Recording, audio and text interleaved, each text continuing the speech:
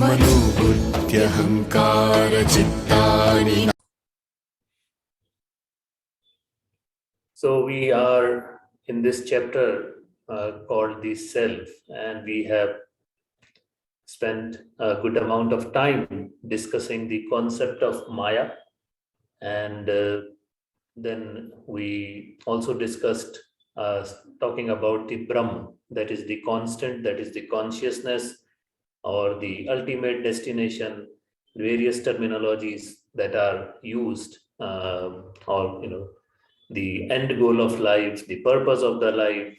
We have been trying to understand this supreme element.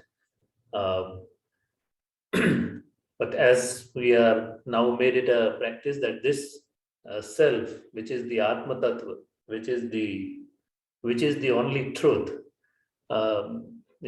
we need the blessings of the masters. We need the masters to take over us and then take us on this journey. So we surrender to in the lotus feet of Master. And once again, let us start with prayer to the Gurus and a song for the Gurus, and then we can.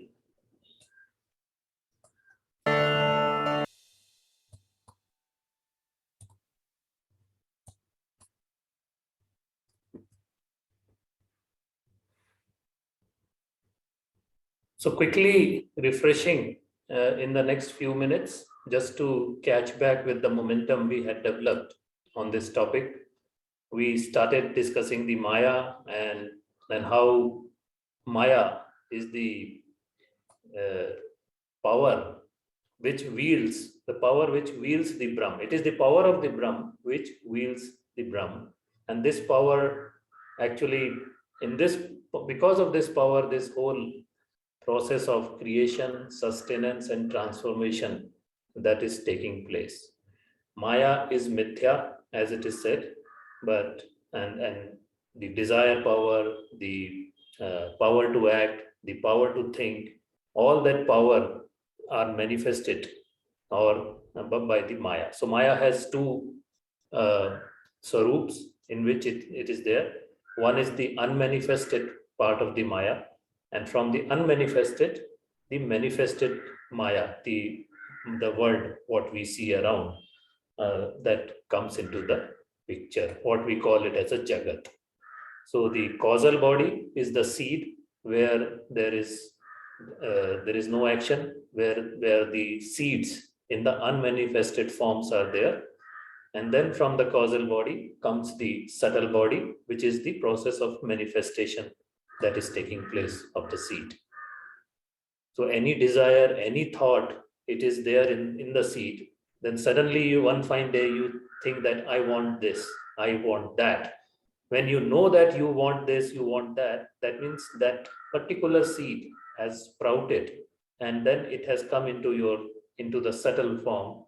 The world has the creation, the world you have started to create in your inner domains, and then your actions then reflect into the world outside, what we call it as a empirical existence or the vyavaharik sat. So we spoke about the existence, Sat, Chit, Anand is what Brahm is called. And then the three different layers of this existence. One is the world around us, what we call it as a empirical existence. In the state of Jagruti, we experience it. And then the subtle, the illusory existence, which is the Pratibhasit Sat, which is in the Swapna, the dream state of consciousness. The person in this state of consciousness is called as Tejasa. And then causal body, it is the Sushupti. There is nothing, no world exists. These two worlds, they merge, disappear into the seed. And it is the unmanifested form of Maya. Transcending all these three, you get into the transcendental existence, which is the Paramarthik Sat, or the Turiya state of the consciousness. So I will quickly go through to the next thing. So when Maya is a mithya, then what is the truth? And that's where we started discussing about the Brahma. And again, different definitions in different Upanishads and scriptures, it has been defined. Satchit Anand is a very, very commonly used definition or the define for Brahma. Although Brahma is anirvachaniya, it cannot be explained. It cannot be explained because it is beyond the words. But for the common understanding, these definitions have been made for people so that you know that what your goal is. So some of the definitions in different Upanishads you see on your screen. I'm not going to go into details of each. We have already gone through. And then we spoke about the 4 Mahavakyas, the aphorisms at different state of knowledge. These 4 things help you in the thing, but all are reflecting to the same truth, that is Brahm. So Pragyanan Brahm, which says supreme knowledge is Brahm, consciousness is Brahm. This whole consciousness is Brahm. It is from the Aitreya Upanishad of Rig Veda.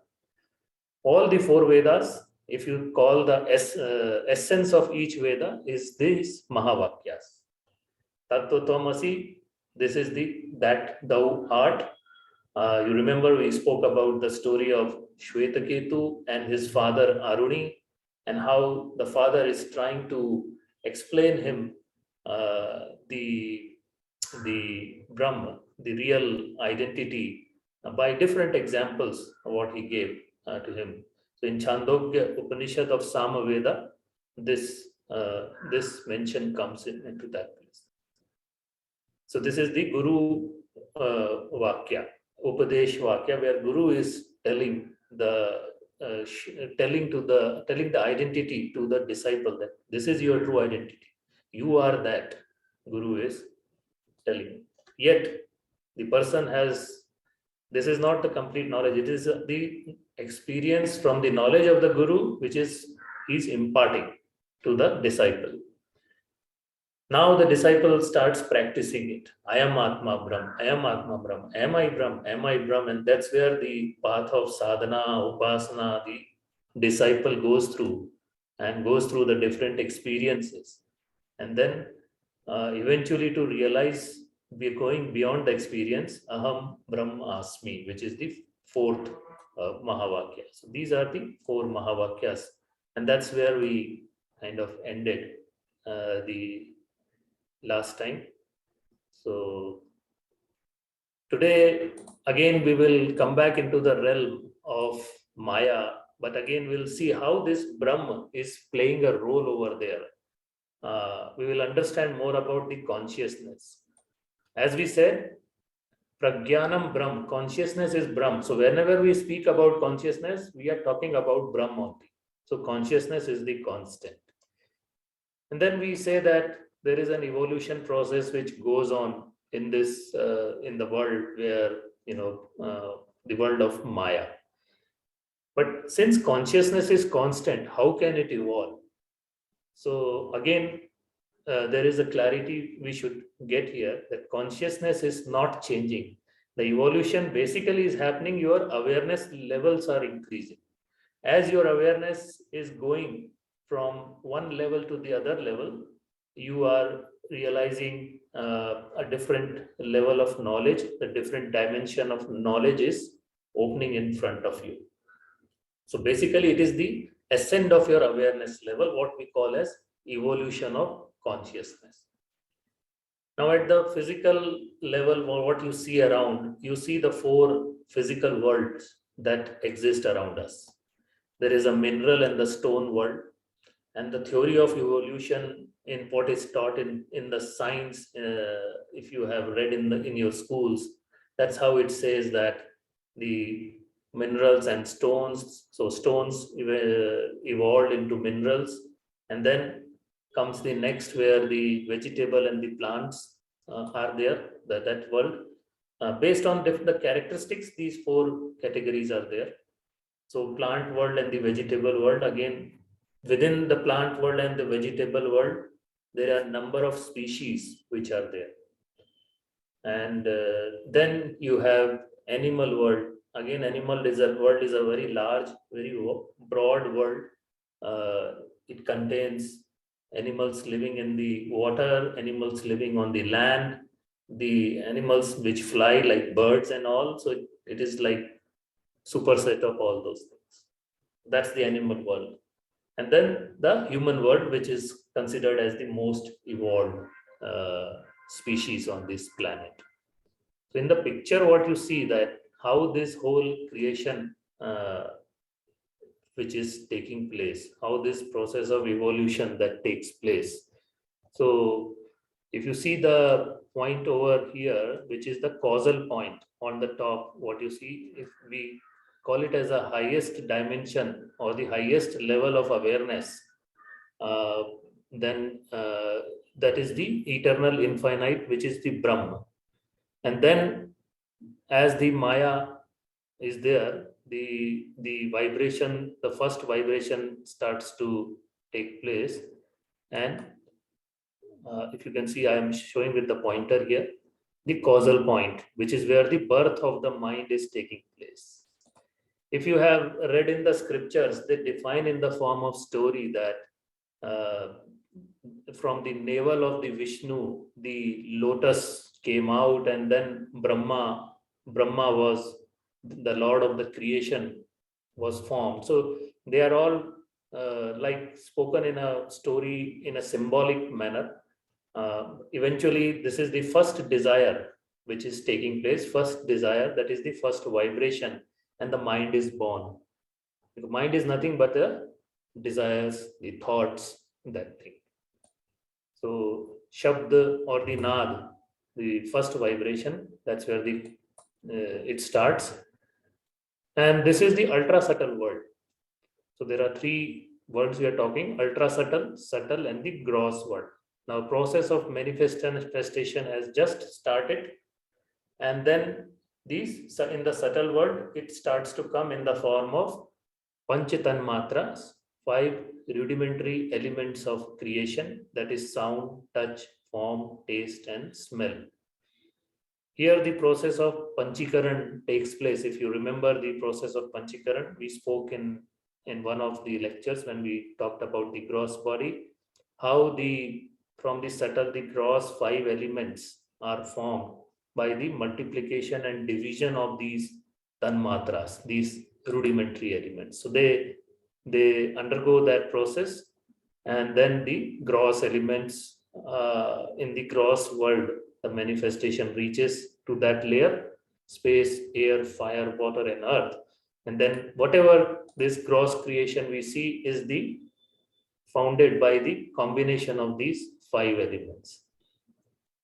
So then you see on the stone, which is the bottom, and that's how the various evolution, the world that we just spoke about, starts to appear like that. We will talk more about on the right hand side, that evolution phase, what you see. We will just talk about it in a bit. But before that, let's just talk about this. So life cycle of a mankind. Let's just focus on the human world at this point, and then we will go back to the planes over here. We will discuss the various evolutionary planes of consciousness. So we go through phases in life, if our own life we say, and then we will map our own phases of life to the phases of how the mankind has grown. So birth takes place where the no knowledge is there. The person has just come, and in the infancy stage, we go through that infancy stage, and then childhood stage, we further develop to youth, and then there is adulthood. This is the cycle of life. Now, same if we just map to the collective cycle of the mankind. So when the first human came on this planet, that was the birth of the mankind. And then that's what we call as the Adimano, the primordial man in the infancy state. mankind was there. So like a child, when it is born, the child tries to make contact with the world around it. You will see the child staring to the fan or to the television. He's staring to the people who are moving in the room. So that curiosity which is there to gain the knowledge, that starts. Child is trying to make contact with the five senses and trying to understand the world over there. Now these senses are at the body level only. Okay, so infant is not aware. At this point, infant does not have the capacity to take decision. Uh, it's only like that the behavior is very transactional at this point. Every experience is getting recorded in the mind of the child, and it is becoming like a knowledge for the child. So it is the initial phase of knowledge which is there. That's how the primitive man's association with five elements started. Uh, he made contacts. He saw what is water, what is fire. Fire was not there. Maybe it came a little later. Uh, then earth, rocks, and all trees were there. So he started making and understanding what all this thing is all about. At that point, at this point, he had no knowledge of what is life and what is the direction of life. Nothing was there. Like infant doesn't know that what is the purpose of my life and all. Those questions don't bother in the infancy stages. But at this point, the person is just wondering where I am and what are these things are. Then comes the next stage, which is the childhood stage. The life, the child enters over here. So this is where the feelings try to manifest more, and the education of the world takes a neck to the next level in the childhood. Similarly, it happened with the mankind also. Man realized the development of materialistic needs, the need for a home, the need to protect all that to himself. So he found caves, the ready-made homes which were there, given by the nature. Man had no knowledge of building the building the houses and all, right? So that's how the caves, and man started living into that with other people, other humans around that. Okay, the development of emotional needs takes place. As I said, the feelings develop at this point. The attraction of male and female, and child in the childhood, what you see, how the child learns, he tries to imitate what his elders are doing. Like he looks at his parents, and what parents are doing, blindly child will imitate all that. Okay, so that is, child has no knowledge again, right? What is right, what is wrong at this, simply imitating the things. So man also started imitating. Mankind saw the birds, saw the animals, behaviors of the animals, and then man also started kind of learning from the nature and imitating those things into the life. There may not have been any languages at that point. So like how the birds, he saw the birds talking to each other, or animals talking to each other. The need for thoughts transactions must have developed through the ways of drawing the pictures and making any gestures, and then eventually the language would have been formed.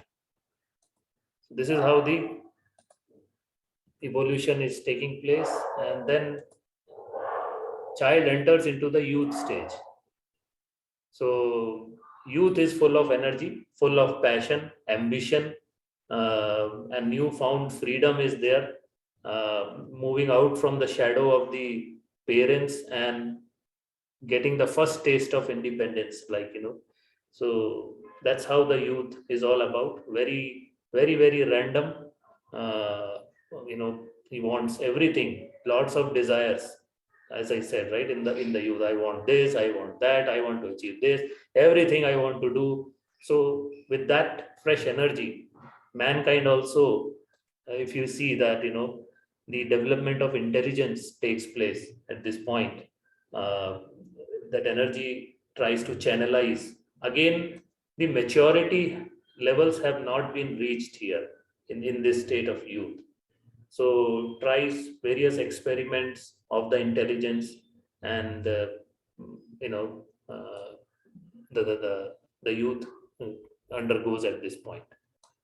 So mankind would have developed some, use this intelligence for protection, for the weapons of made of stones, and the discovery of fire. All these things is the youth of the mankind we can relate to. Okay. So the consciousness or the awareness or the knowledge continues to develop. And then early adulthood. Again, adulthood, we will talk into the three categories: the early adulthood, the middle adulthood, and the matured adulthood. So in the adulthood, you see the inner development is also taking place in the man, where the development of the culture, faith, prayer, devotion, like stone. Man was using stone. Stone was a best friend of humanity, mankind, because the caves were made up of stones, the weapons were made up of stones, the fire was coming out of two stones. Stone became the center of uh, focus, or center of devotion for the man, which kind of enhanced the inner capacities, or the inner levels, where the faith, devotion, prayer things developed around that. Evolution of human values, when inner development of the inner layers, that must have led to the evolution of human values, the love, compassion, unity. And that's how the emotional prosperity, the mankind went through the emotional prosperity at that point, the pure emotions, what are there. And that led to more creativity and intelligence, like how to work together. And the concept of civilization in the early adulthood uh, would have come, where the productive use of animals, the productive use of land, the agriculture practices became to emerge uh, in that stage. More innovations, more inventions, more discoveries, making the life more comfortable. So, in the emotional prosperity, creativity and intelligence working to create more material prosperity, or the around the society. Now then comes the middle adulthood, where you have the intelligent prosperity is there. Intelligence has reached a stage. Material desires now start to bother at this point, and this early taste of success leads for wanting more and more and more, like that. This is what happens in our life, right? And I'm just reflecting it into the collective mankind, all these things, like how the from the evolution, the devolution also starts. So these are incessant cycles: evolution and then devolution, evolution and devolution. This is the part of the nature, these cycles which go on. So material desires, as the material desires increase in the life, uh, the material desires, they dry up the emotional prosperity, the purity which is there. Ego, it fans the ego, and then it results in the generation of greed, lust, violence. So intelligent prosperity leading to the intellectual poverty. Okay, that a person losing the capacity under the bout of ego, under the bout of ignorance, to make decision what is right, what is wrong, and losing the way again. And the mental devolution of the mankind starts. And this is what we are experiencing in the current world, which continues, where the mental level, the devolution continues to happen. Okay. Now, as I say, every cycle has a crest and a trough. It goes an evolution, it goes to a devolution. Depression is the gateway to the progress. Depression is the gateway to the development also.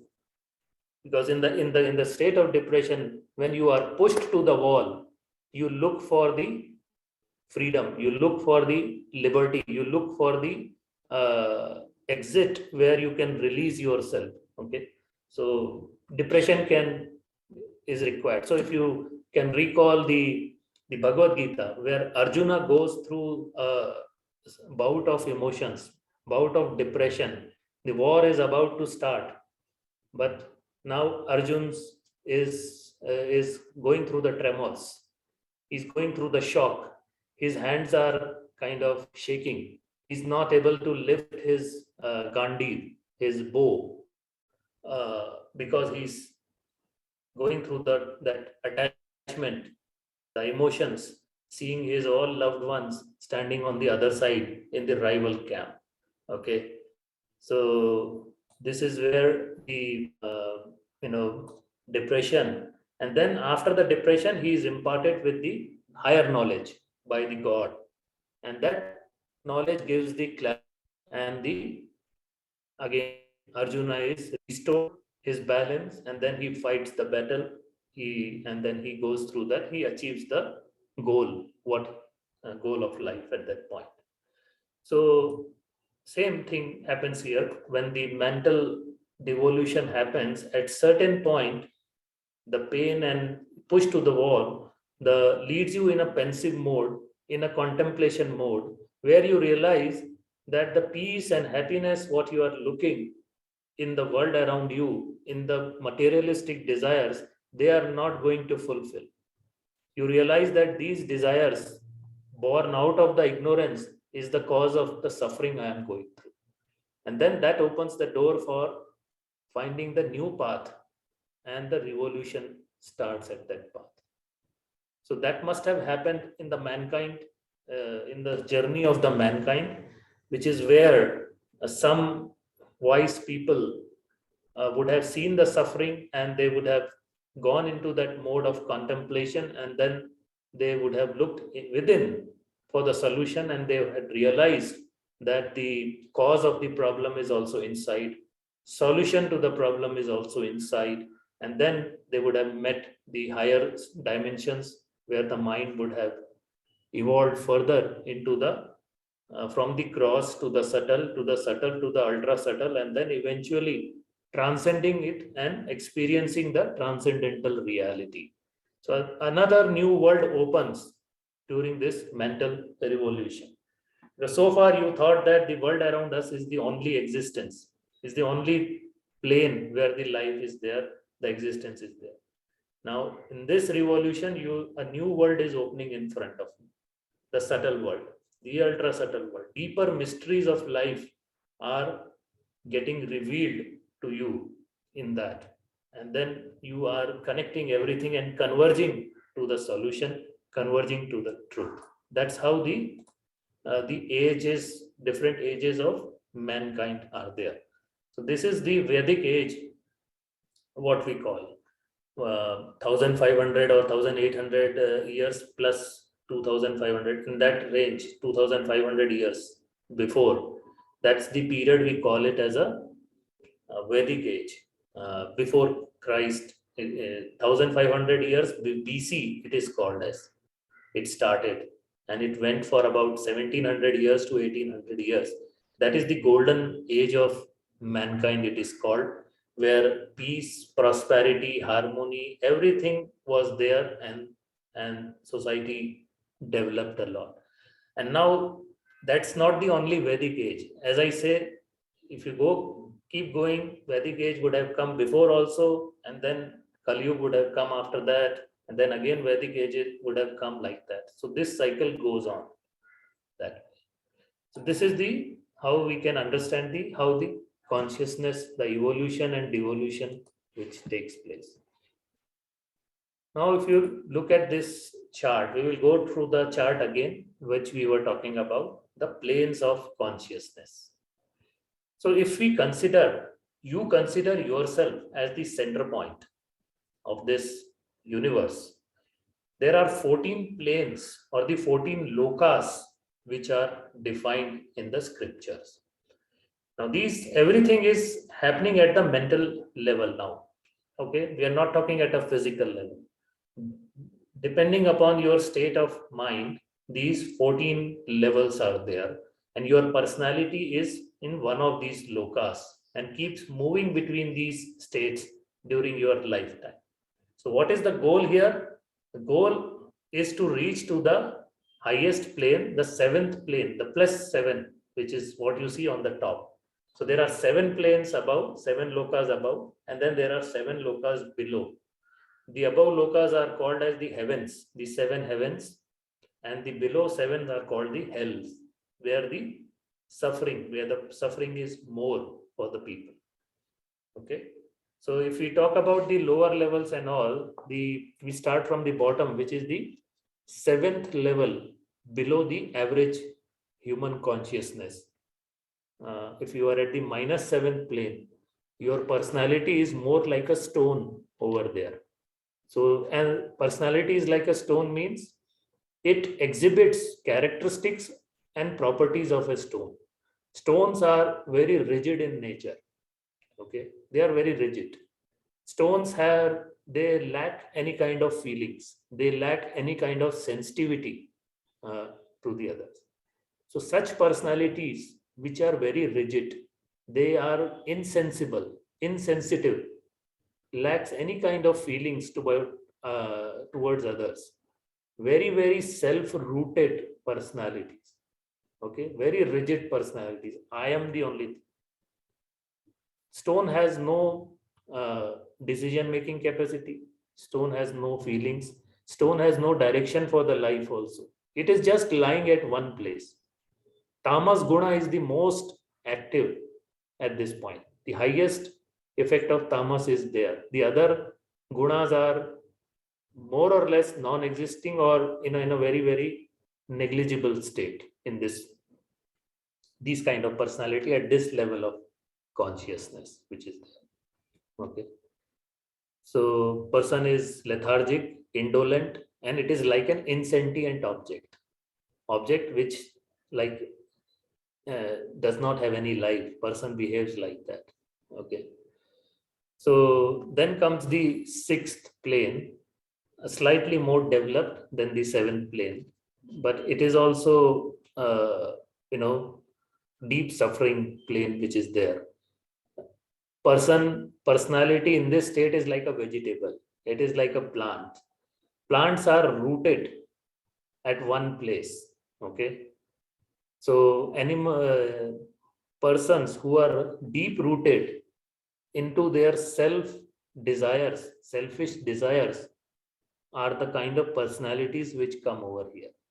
Again, a very high degree of selfishness which is there. Person is very self-centered in this area. No decision making capability. Like plants have a very, very less sensitivity. They don't have any feelings. They just respond to the stimulus which is coming from the nature. Okay, they respond to that. So these persons are like that. They also lack feelings. They also lack intellectual capacity at this point, and lead a very, very low kind of life, directionless life. They are just existing. They are just existing and are the numbers on the planet. Okay. Now comes the next state, the 4th and 5th plane, what you see, the next class which comes in. Every class has a subclasses also. Like if you see within the plant world, there are number of species which are there. Similarly, in stones and minerals, number of types of stones are there. Similar, so in the vegetable plant state also, different level of consciousness again you can classify into that. Okay, so the prana is at different degrees. In the stone, pranamaya kosha does not exist. Only annamaya kosha is there. Pranamaya, manomaya, vigyanmaya kosha, nothing is existing in the stone's case, right? But you talk about human, pranamaya kosha is there, but person is totally not showing any energy towards that. The whole energy is dormant over there. Then comes the animal. So animal life, you can segregate into couple of classes. Animals which are in the water. So the fifth plane, fourth plane, in that layer, if you see, the water bodies are there. Okay, water bodies, insects. So we see that we sometimes say, right, you are leading a life like an insect.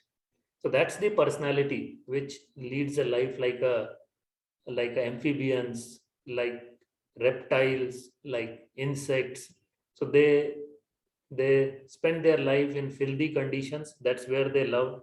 They like intoxications. Okay, again under the influence of tamas, which is there. So as the night time comes, these people become active. They retire to the clubs, pubs, bars, and intoxicate themselves. And then you will see, right, in the morning, these people are lying around the side of the roads, okay, in the filthy conditions, leading just a life, of like a insect or like water bodies which are there. They are also very self-centric. Ego is very high. The higher the ego, the more will be the fear. So you see these animals in this form, they show a high degree of fear. You try to catch a fish, it will it will run away from you. It will see you and run away from you. Okay, so they are like that. They are very random in behavior that way. So you can't understand their behavior also. Now, further, if you evolve, humans at the third level below the average plane is where the birds kind of characteristics are there. You see the birds, they are very centered towards self and their families. Okay.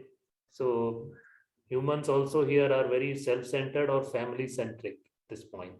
They will dream, but they will have no energy to convert their dreams into reality. They will have ambitions to fly high, scale heights and all, but they lack proper energy, they lack proper knowledge at this point to be able to convert that to realize all that thing.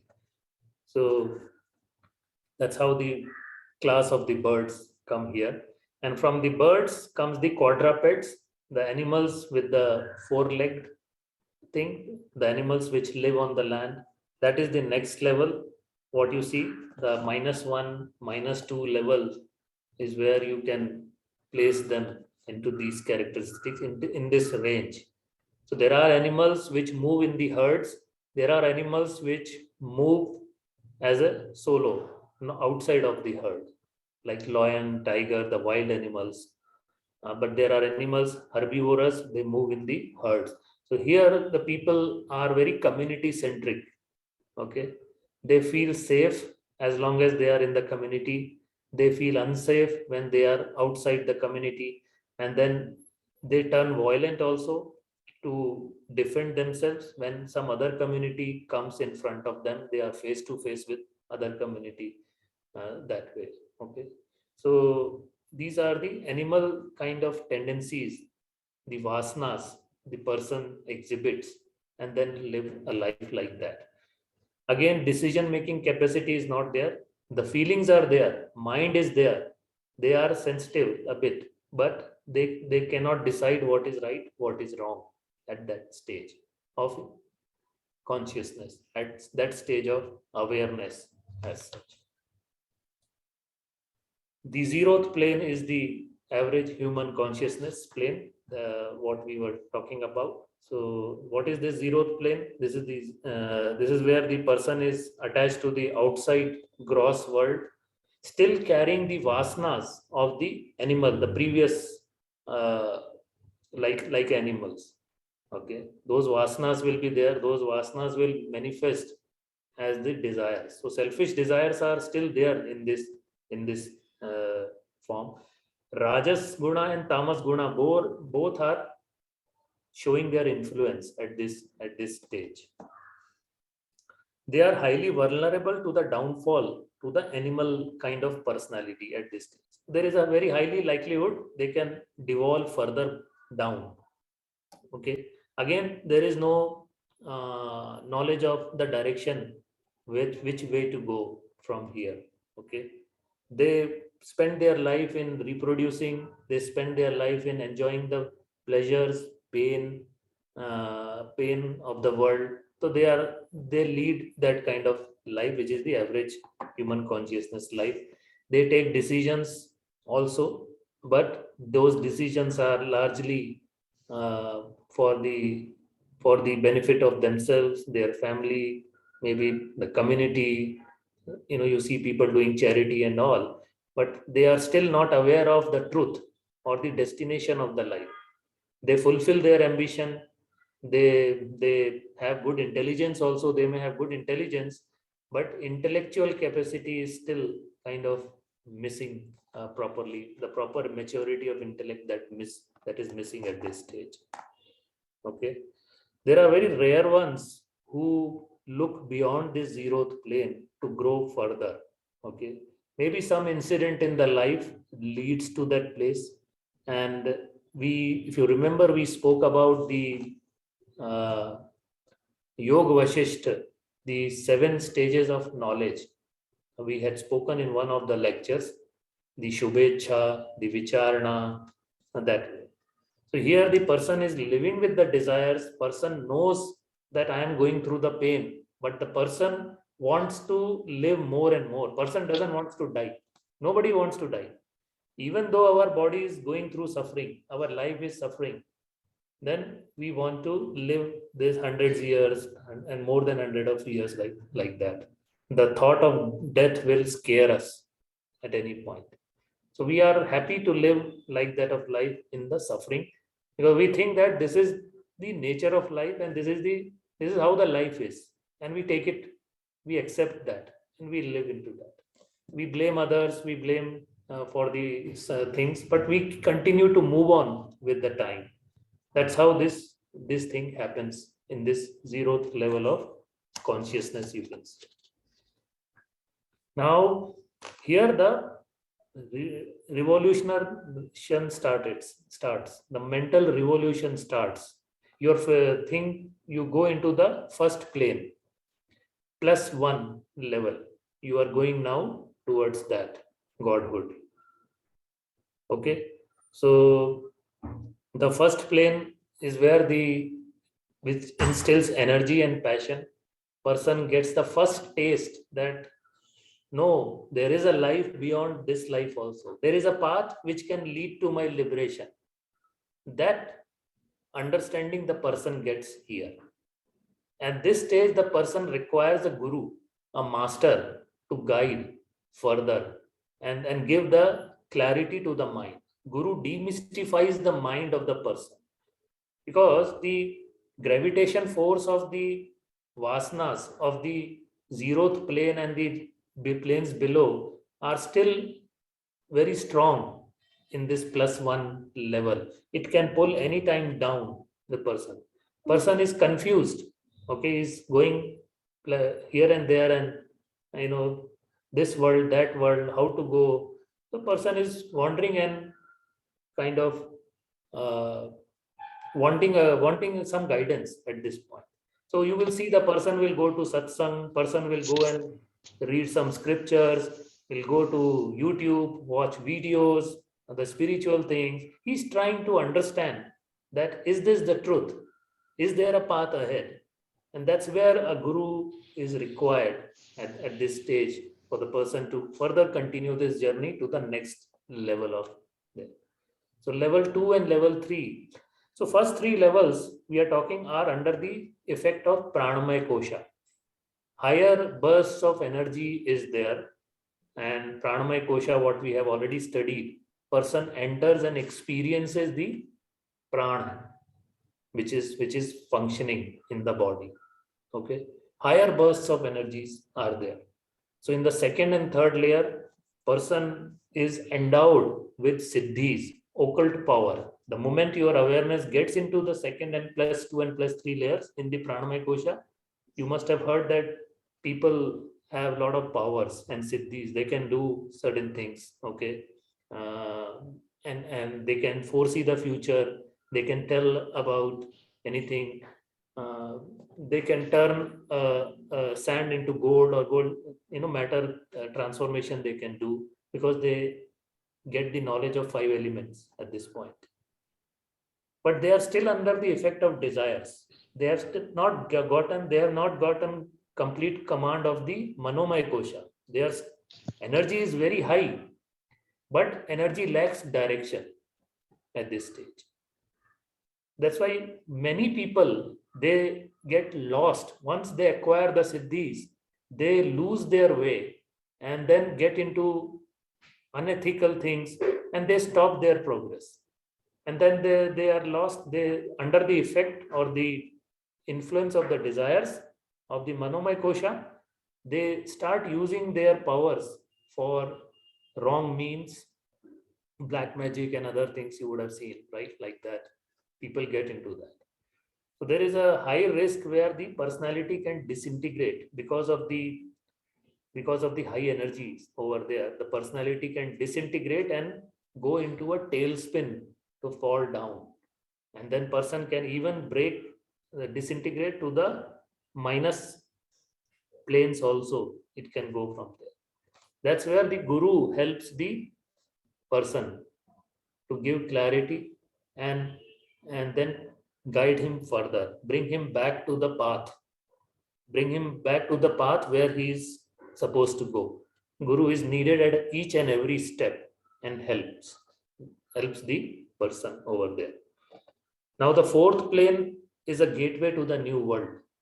Person has already got the knowledge of the prana, the sukshma prana, the subtle prana which is functioning inside, and then opens a gateway to the new world, which is generally referred to as a heaven.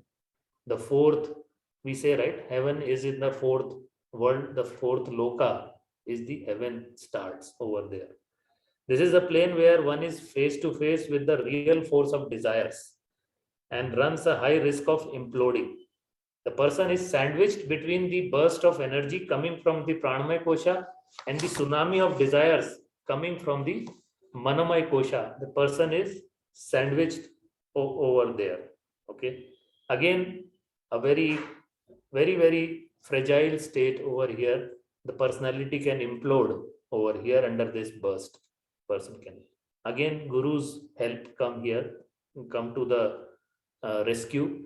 Guru acts as a shock absorber and then helps the sadhak to go further, cross this state and develop the awareness to the next level, which is the fifth plane, Manomaya Kosha. At fifth plane, the person has kind of got control on the Manomaya Kosha, the mental, the desires which were kind of affecting the personality are now under control. Mind is now stable. Person at this stage has realized and got a belief that now he is very closer to the Godhood. He realizes the futility of the material world now. Now there is no risk of falling down from this level. Once the person awareness crosses this level into the fifth plane, there is no risk of falling down. The evolution, he can either get stagnated at that point, or he can continue the journey further to the next planes towards the enlightenment. So vasanas of the material world are gone. Person has realized, okay, but the desire for the God is still there, which will continue to power the person to the higher state. And Guru is there at every step with the person at this stage. Sixth plane belongs to the intellectual kosha, the Vijnanmaya kosha. The creativity goes to the next new dimension. The person is now understanding the subtle sciences which are working, deeper mysteries of the nature, the deeper subtle sciences of nature which is working in the whole universe. Person gets the knowledge of all that and reaches the highest discriminative ability over here, that distinguishing between the real and the unreal nature of the world. And it is the state of being face to face with the God. Person has not realized the God, but here it has reached where the person is face to face with the God. He's standing on the doors of the God realization. Okay, that is, he's standing on the door of transcendent reality at this stage of the sixth plane. And then seventh plane is where the person realizes Aham Brahmasmi.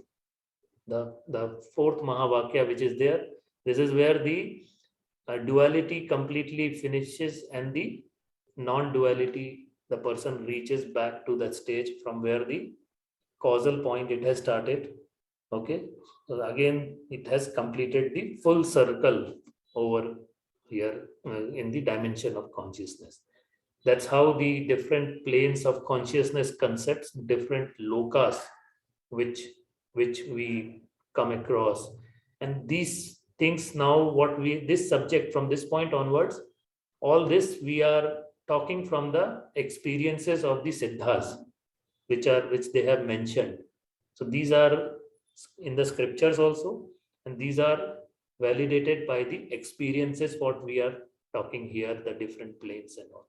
So Guru Praman and Shastra Praman both are combined. These topics what we are discussing, this one and the next one is all about experiences of the siddhas. So today we have reached the top of the time.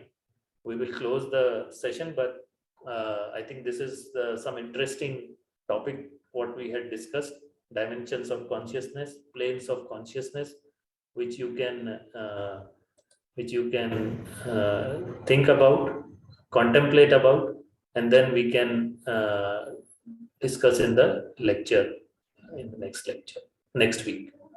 We'll close the session with the prayer. Thank you for your presence. Om Purnamadah Purnamidam Purnat Purnamudachyate Purnasya Purnamadaya Purnamevavashishyate.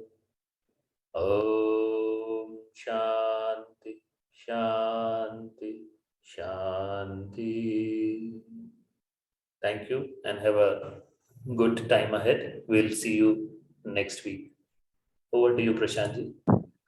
Thank you, Anurag Bhaiya, and thanks all of you to join this session. We will meet next Sunday for our group discussion.